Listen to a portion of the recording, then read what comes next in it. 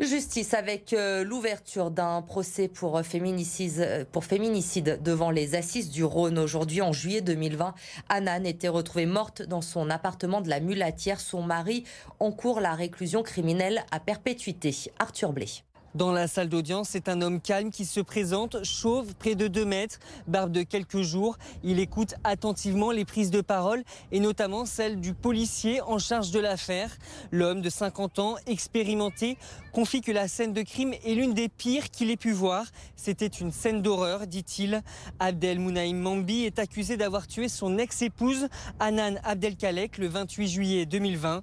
Lors de l'enquête, l'accusé a reconnu s'être rendu dans l'appartement de son ex à la Mulatière pour discuter, dit-il, mais Anan lève la voix. Il lui aurait alors porté un coup de couteau, puis 3 pour la faire taire. Au total, l'autopsie en comptera 13. L'accusé assure que la victime était vivante à son départ, mais il l'a enfermée dans l'appartement à clé. Pour les parties civiles, il y a préméditation.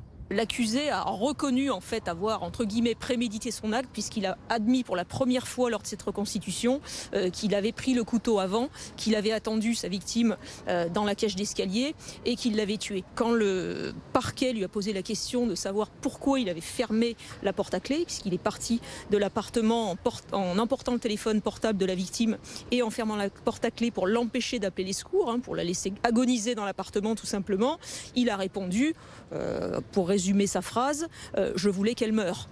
Le verdict est attendu mardi. L'accusé encourt la réclusion criminelle à perpétuité.